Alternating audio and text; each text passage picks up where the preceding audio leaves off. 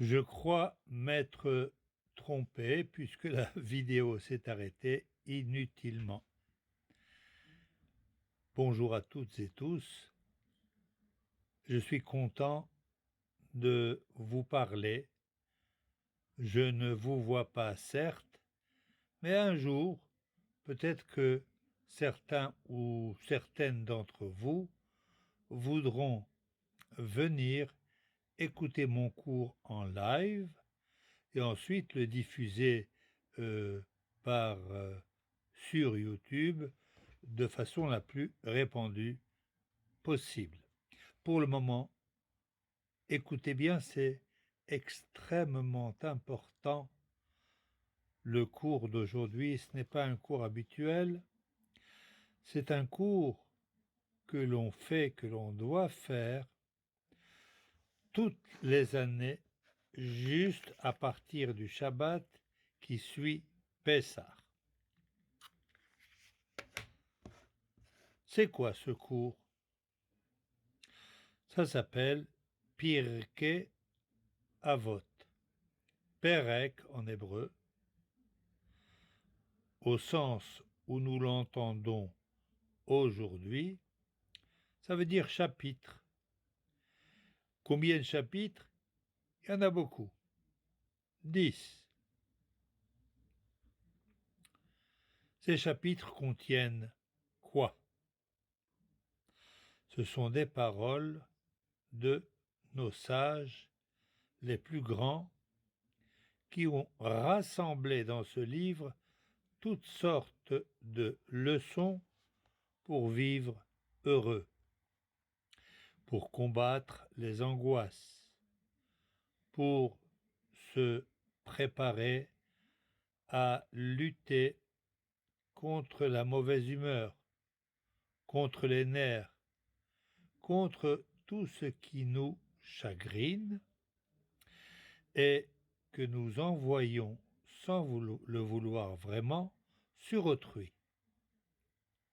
Au fond, ça apporte le sourire permanent si vraiment, vraiment, je fais attention à chaque mot, que je l'intègre complètement, que je l'assimile et qu'il devient chez moi une autre nature qui va modifier la précédente pour être meilleure.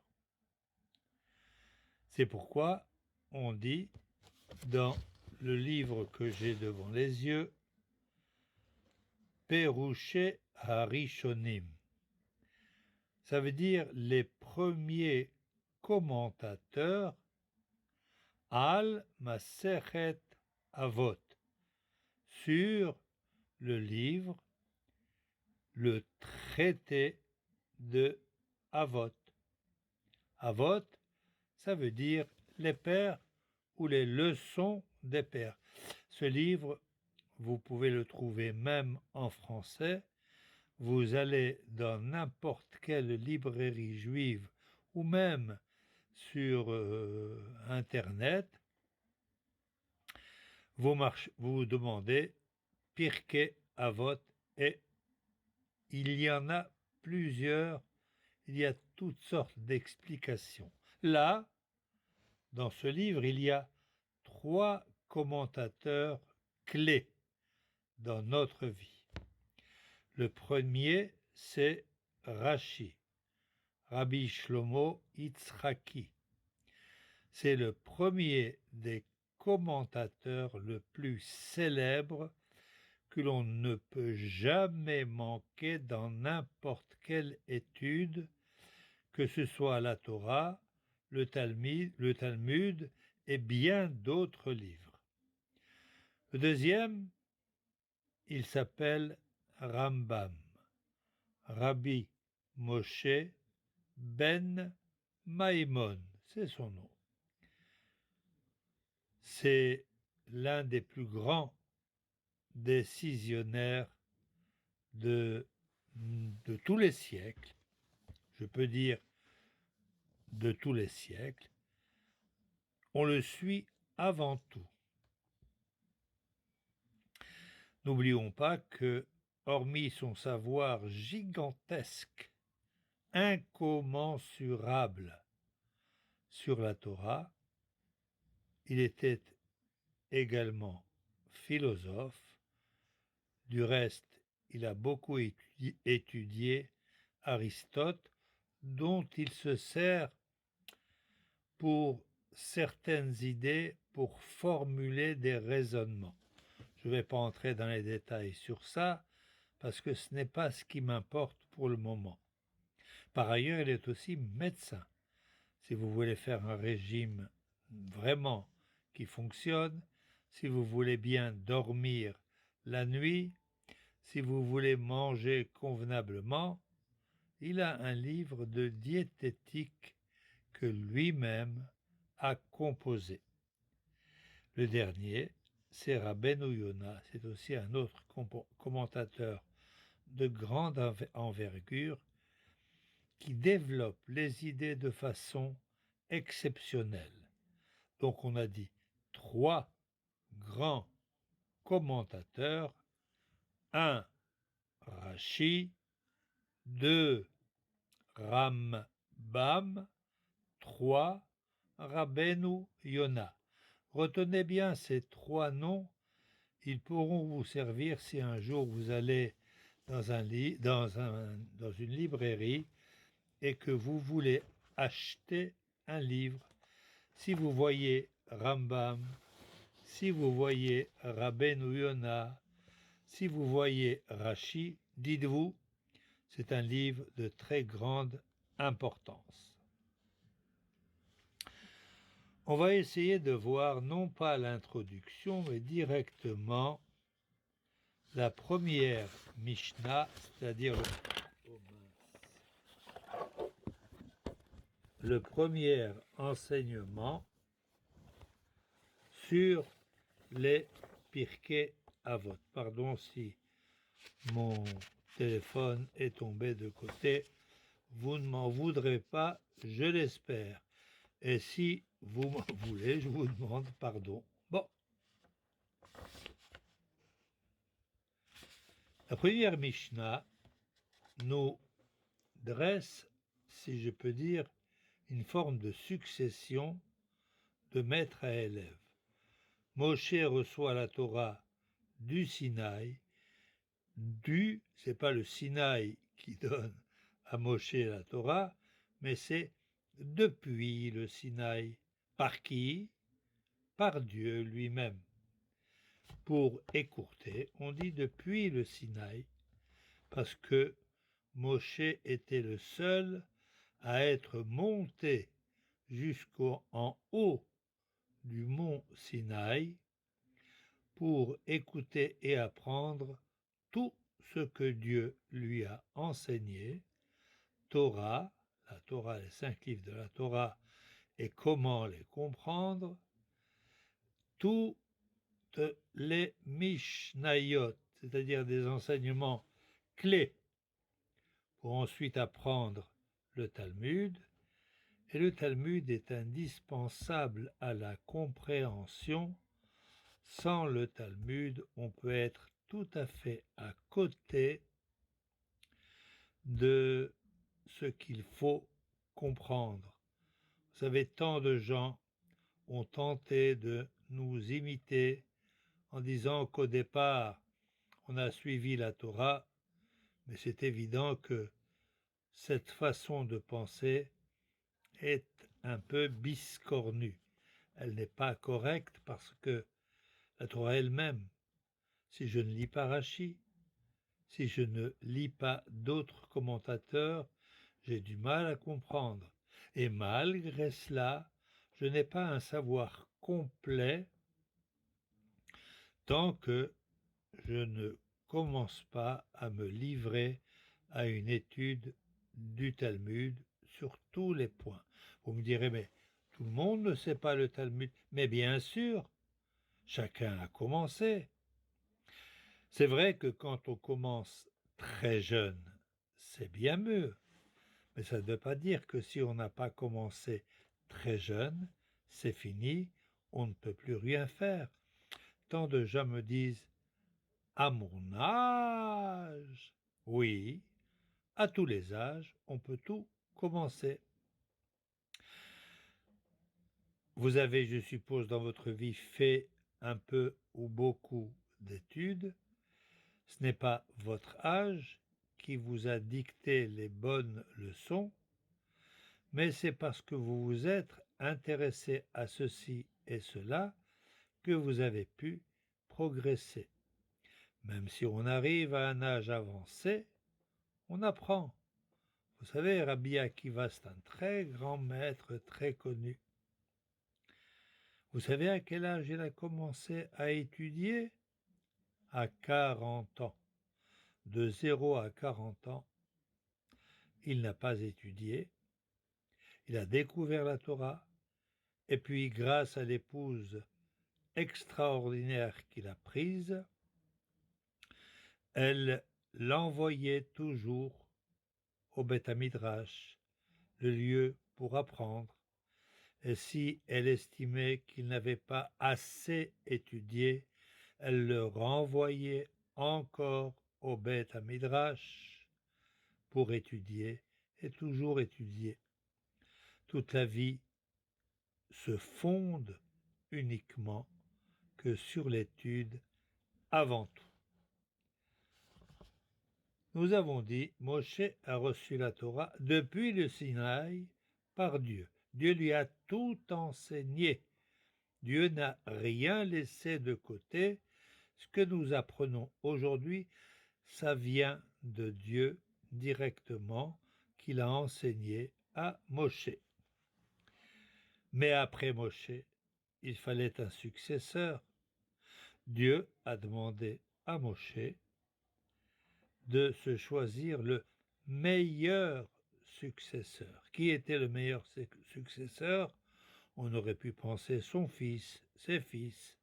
Non, ce ne sont pas ses fils qui lui ont succédé, c'est son meilleur élève, c'est-à-dire Yehoshua, ou en français Josué. Vous savez que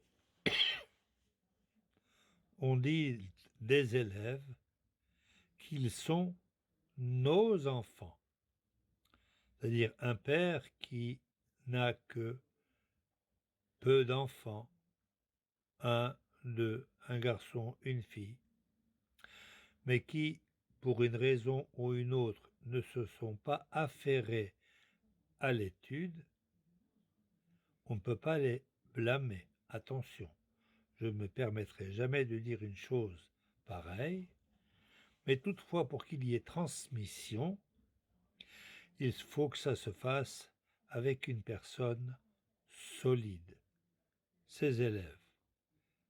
Pour mon compte, j'ai enseigné tellement d'années, plus de 40 ans, j'ai un nombre d'élèves incalculable et qui, je vous le dis très franchement, me le rendent bien.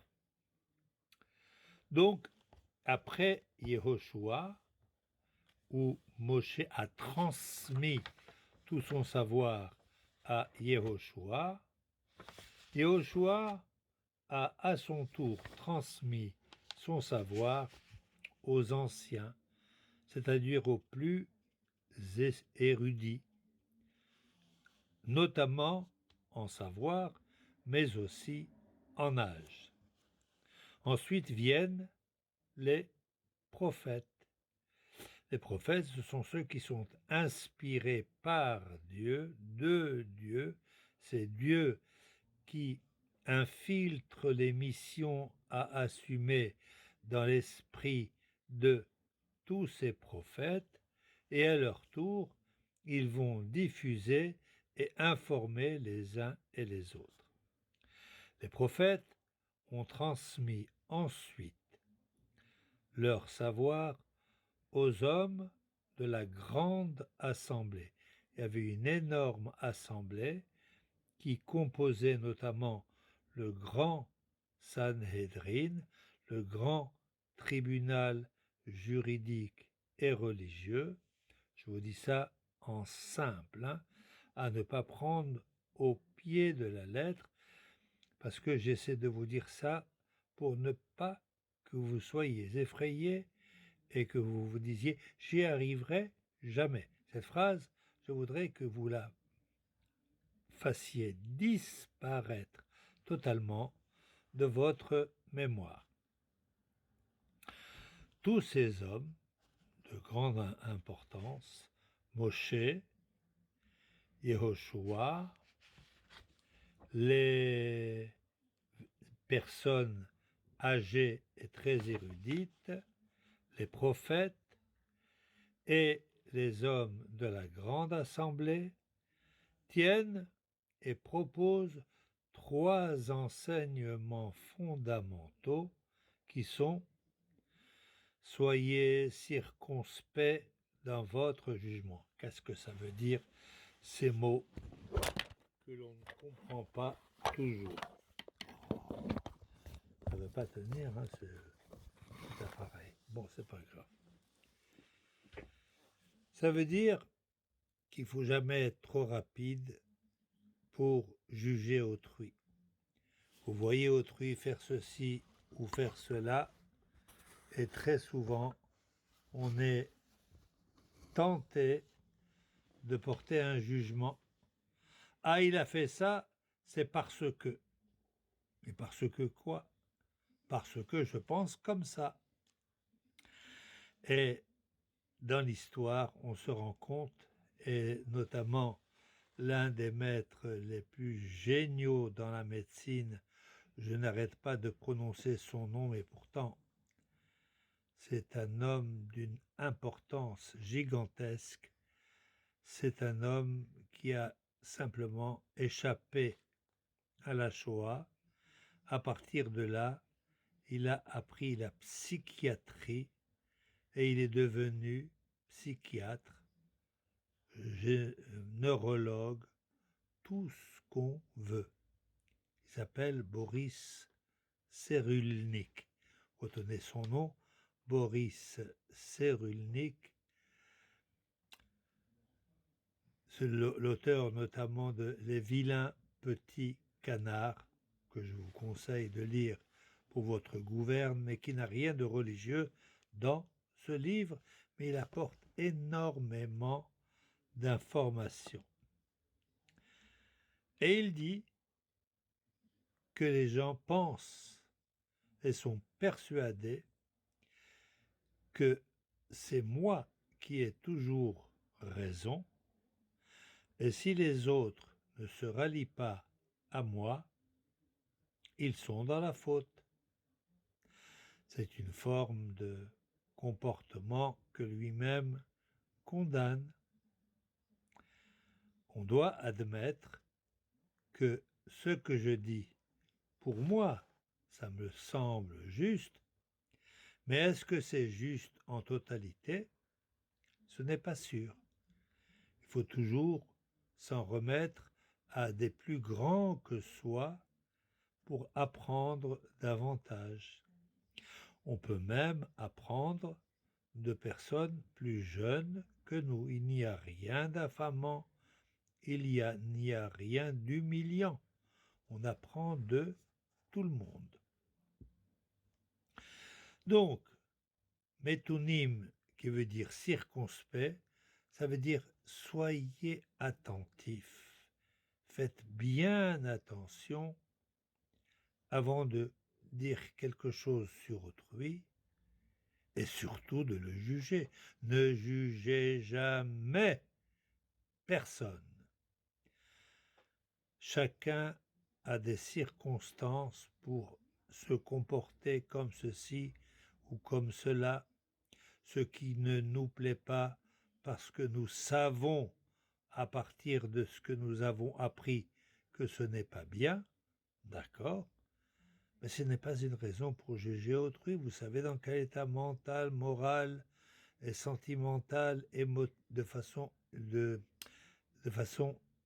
émotionnelle, dans quel état un tel se trouve? Non, on ne sait rien de personne, donc on ne juge personne. Le seul capable de nous juger parce qu'il sait tout ce qu'il y a en nous en tout point, jusqu'au moindre détail, c'est Dieu. Nous, on a le jugement facile pour n'importe quoi, en tout ce que nous voyons, on est tenté de juger. Non, ne jugeons pas, entendons, voyons, et si à partir de ce que nous avons appris, ce que j'ai vu ne concorde pas, je peux gentiment aller en discuter avec cette personne. Discuter, c'est pas me disputer, j'ai dit discuter, entendre ses arguments, lui entendre les miens, si toutefois il est prêt à discuter avec moi. Deuxième enseignement, c'est essayer d'élever, de monter, de construire beaucoup d'élèves. Pourquoi beaucoup d'élèves? Parce que plus on a d'élèves, plus on peut espérer que la Torah se répande d'autant plus partout et toujours. Vous savez, je me rappelle d'une histoire d'un élève qui m'a invité à son mariage après 20 ans qu'il m'a quitté parce qu'il avait terminé l'école. Je suis venu pour le féliciter. Il dit, vous savez comment je suis arrivé à ce stade de m'attacher à la Torah? Je lui ai dit non, c'est vrai. Il m'a dit, c'est grâce à la lettre que vous m'avez écrite. En toute honnêteté, je ne m'en souvenais pas. Mais je lui avais écrit cette lettre pour sa bar mitzvah. Et quand j'écris quelque chose, c'est toujours pour construire l'autre du mieux que je peux, même en quelques mots.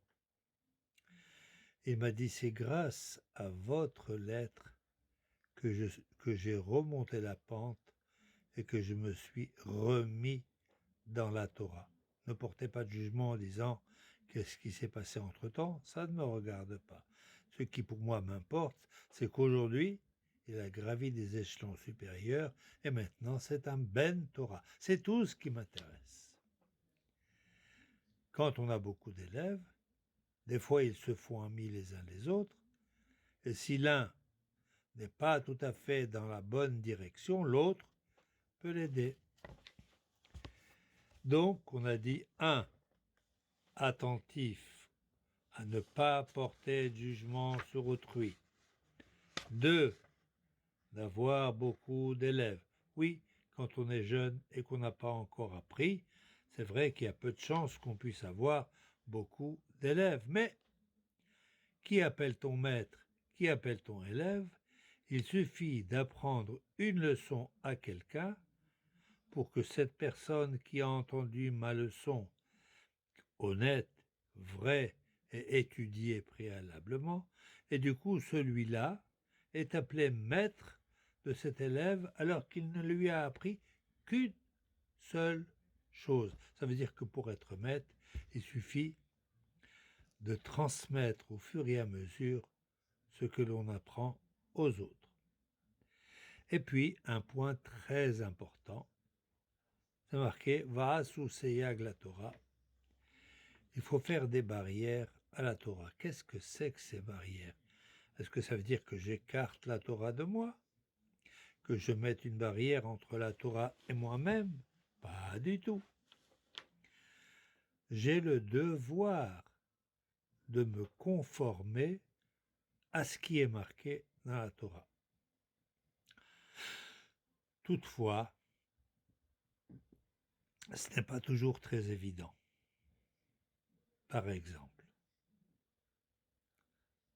on nous demande de manger strictement kasher et sur ce point, il n'y a pas lieu de discuter ni de tergiverser.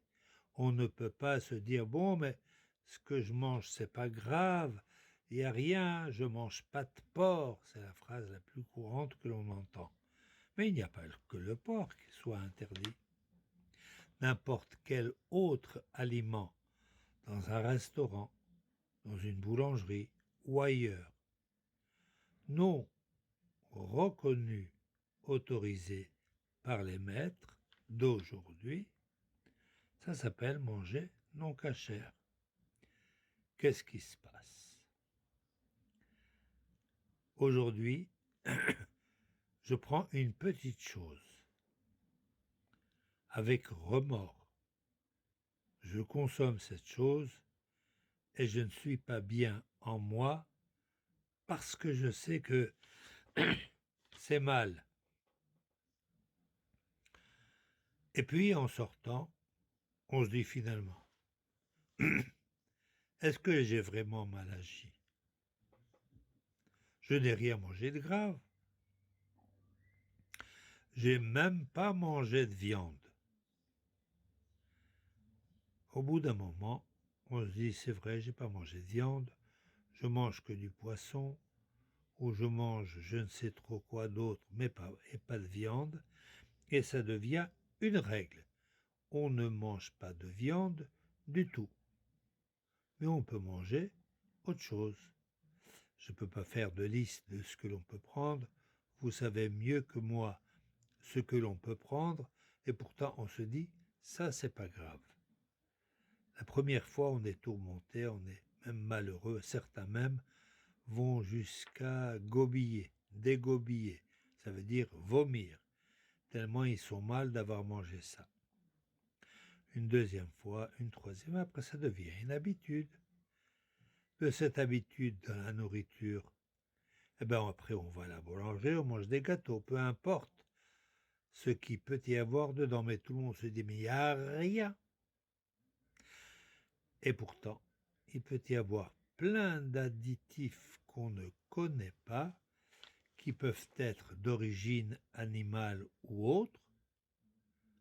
C'est vrai que c'est en quantité infinitésimale, c'est toute petite quantité, mais ça rend quand même la chose interdite. Ou comme les fromages, qui ont une petite goutte interdite, mais cette petite goutte permet au fromage de devenir fromage. Donc ça ne s'annule pas même dans une quantité importante, puisque ça a été un élément moteur qui a permis au fromage d'être celui-là. Alors beaucoup diront, mais c'est rien ça, le fromage c'est juste du lait qui a caillé, qui a fermenté, et puis c'est tout. Oui, mais il y a un élément qui a permis l'accélération de, de ce lait pour devenir fromage. Et chez les Juifs, oui, on ne prend pas ça. On met un peu de citron. C'est vrai que c'est un peu plus lent, mais on a quand même du fromage. Pourquoi prendre ce qui est interdit si on peut prendre autre chose de permis? Après, on se fait plein d'idées. Oui, mais quand c'est cachère, c'est pas très bon. C'est trop cher. Quand on dit que c'est trop cher, ça me fait bien rire. Combien de gens jouent au tiercé? Combien de gens jouent au loto? Jamais ils ne se diront c'est trop cher, alors que pendant des années, ils joueront sans rien gagner. Mais ça fait passer du bon temps dans un certain espoir un jour de gagner, même si on ne gagne jamais. Là, on n'est pas dans cette situation. On est en train d'abîmer notre âme. Cette âme que l'on devra un jour laisser partir, tandis que le corps deviendra inerte. Cette âme va tout enregistrer de ce qui se sera fait ici-bas et à qui elle va rendre des comptes. À Dieu. Je ne veux pas vous affoler. Allez-y petit à petit. N'accélérez pas trop le mouvement. Le premier jour, vous vous contentez d'éviter la majorité des fromages, même s'il y en a un qui vous tient tellement à cœur que vous voulez le garder. Plus tard, vous arriverez à vous en défaire. Il faut jamais rien accélérer, ne jamais aller trop vite. Comme il ne faut pas juger autrui trop vite, soi-même, quand on veut avancer, on n'a pas besoin de courir. On avance, un pas après l'autre. Vous connaissez la phrase bien connue, rien ne sert de courir, il faut partir à point. Ça veut dire, si je veux être à l'heure à la synagogue le matin, je n'ai pas besoin de sortir un quart d'heure avant, alors que je sais pertinemment qu'un quart d'heure ne me suffit pas pour arriver à l'heure. Alors je me mets à courir, mais avec tout ce que je cours, j'arrive quand même en retard. En revanche, si je pars un quart d'heure avant l'heure de celle habituelle, je peux arriver tranquillement à l'heure, j'arrive, j'entre à la synagogue, je suis tranquille, je suis détendu, je suis calme, je reprends mes esprits, comme nos maîtres dans le Talmud qui nous disent, ils étudiaient 1 heure avant de faire la tfila. 1 heure. Bon, maintenant, on ne nous en demande pas autant, mais d'aller à la tfila. Vous allez me dire, mais tout le monde ne va pas à la prière du matin. Oui, ils vont à l'école. Ben, c'est pareil. On arrive avant. On révise ses leçons. Pour le travail, même chose. J'arrive plus tôt, je me prépare, je me détends pour me mettre à l'activité. Quand on a des élèves, comme vous serez maître et maîtresse les uns et les autres, vous en ferez autant et du coup, beaucoup de gens apprendront de vous. Vous serez dans une meilleure forme, vous aurez le sourire aux lèvres tout le temps. On dit très souvent qu'une étude faite sans un petit sourire marque moins si on sourit en même temps qu'on apprend. D'ailleurs, les grands maîtres dans les instituts d'études du Talmud, avant de commencer le cours du matin, ils racontent d'abord une plaisanterie propre, bien sûr. Aucune plaisanterie de mauvais goût, ça paraît évident. Ils racontent une petite histoire de façon telle que les élèves rient. En riant, ils se détendent. En se détendant, l'esprit est ouvert. Alors on est bien. Pareil avec les enfants, c'est pas la peine de hurler sur eux. Calmement, avec des paroles douces, des paroles aimantes. Montrer toujours à son enfant qu'on l'aime, malgré tout, en toutes circonstances, même s'il mérite d'être puni. Sur ces mots, je vous souhaite un excellent, grand Shabbat Shalom. Je vous envoie